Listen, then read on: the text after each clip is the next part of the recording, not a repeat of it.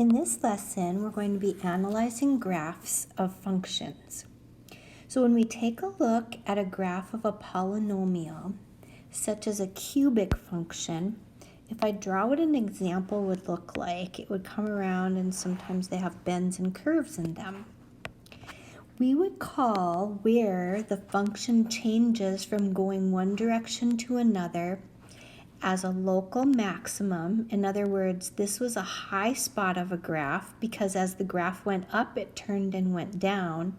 And then we would call this a minimum, a local minimum, because this is where the graph went down and then turned to go back up. So a local maximum is a local high point.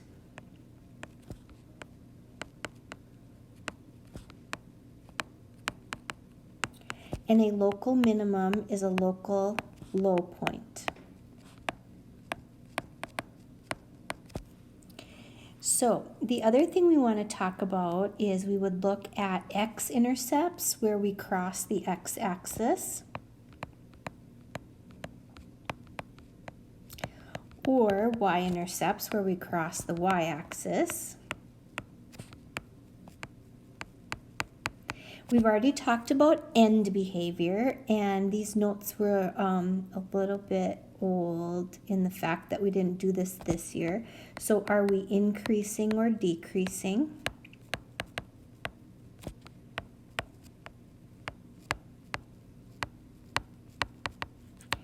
And then we want to talk about something called turning points. And a turning point is where we change from going up to going down or change from going down to going up.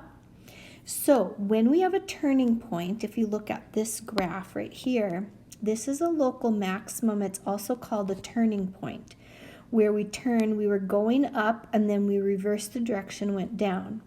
Then this is also a turning point, in this case a local minimum, where we were going down and now going back up. It's important to note that the turning points are one less than the degree.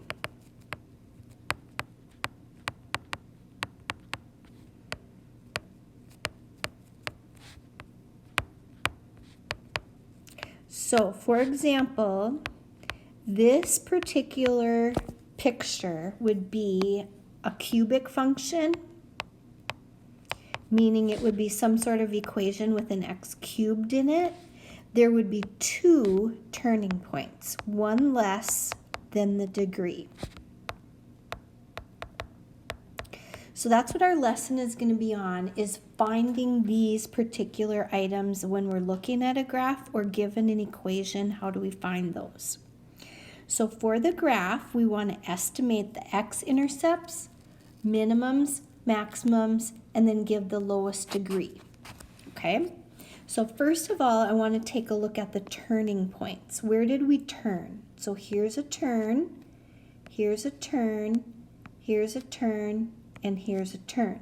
So since there are 4 turns, then the degree is one higher than that. That would be the lowest possible degree. There could be more. We want to find the x-intercepts. Where are we crossing the x-axis? Okay, so when you take a look at this picture, this is our 0 right here. So we have -1, -2, and it's going a little bit past that.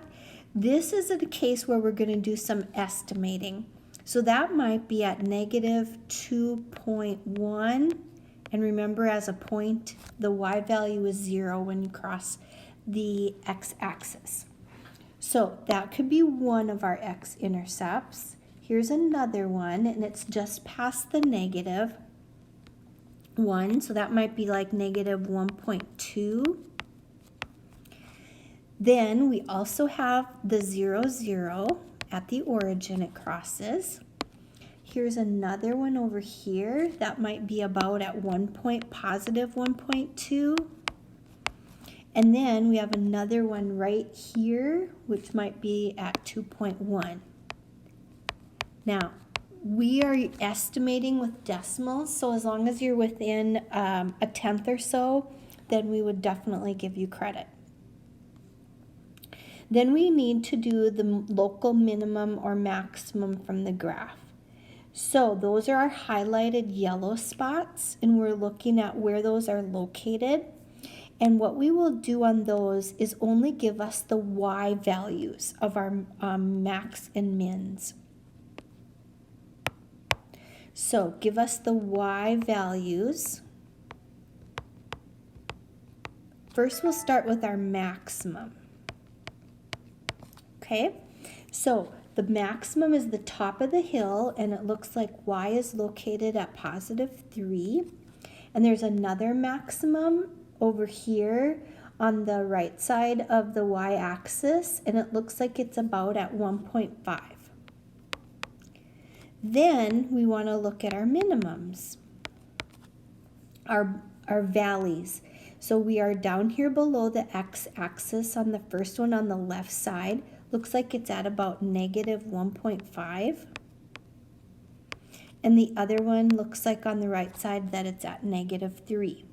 So those are our x-intercepts, our max and mins, our lowest degree, and then how many turning points that we have. So let's take a look at the next example. First, let's look at the turning points. So it looks like we're turning here and we're turning here. So we have 2 turning points, which means our degree would be 3. Remember, the degree is 1 higher. Now we want to look at where we're crossing the x-axis. So it looks like I'm crossing at only one spot right here. And that's going to be at about negative 2, 0. Then we want to know what our minimums and maximums are going to be, and that's only the y values of those. How high or how low is it? So first, let's look at our maximum. And that looks about here. So that would be at about positive 2. And then our minimum would be our smallest value. And it looks like it's right below. So maybe we would put that at 0.8. So we have our x-intercepts, our y values for our maximum, our minimum, our turning points, and our lowest degree. So when we take a look, and if we do not have it graphed already and we have only our equation, you would use the graphing calculator to put into your equation to graph to find where our x-intercepts are and where our maximum minimums would be. So even though I already have a picture of that graph, I'm going to ask you to bring up the graphing calculator. Remember, you press y equals. We're going to type the equation in. So we're going to use x, then use the upside down v and put in your 3, then the right arrow to bring the rest of the equation back down.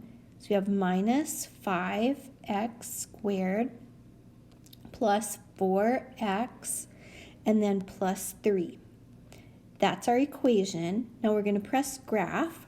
And the reason I was using this is because I think it's a little bit easier for us to see where those are located. So the first thing we want to take a look at is our local minimum and local maximums. So the top of the hill looks like it's just slightly below 2.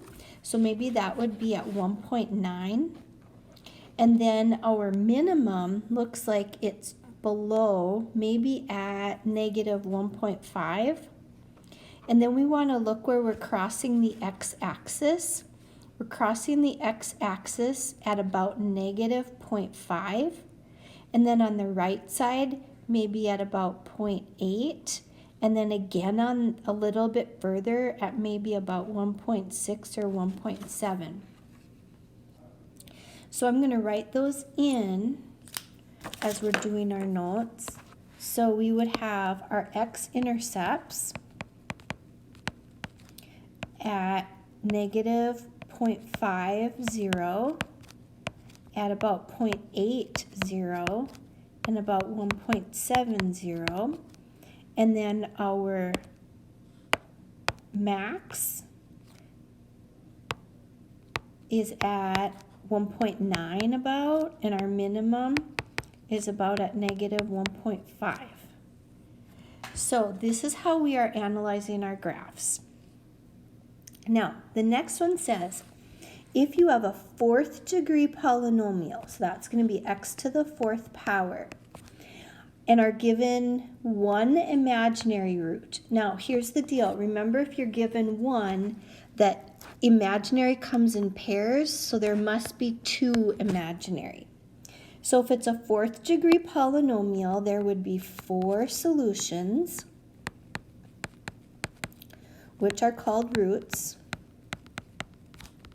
And if there's 2 imaginary, there would need to be 2 real. So let's look at the next example. Sketch a graph of a polynomial function that has 3 roots, one that is real. So we have 1 real, that means there'll be 2 imaginary. Now we changed our notes, so instead of using infinity, we are going to say x is increasing, and we're going to say that y is decreasing. And then we're going to say x decreasing, and y is going to be increasing.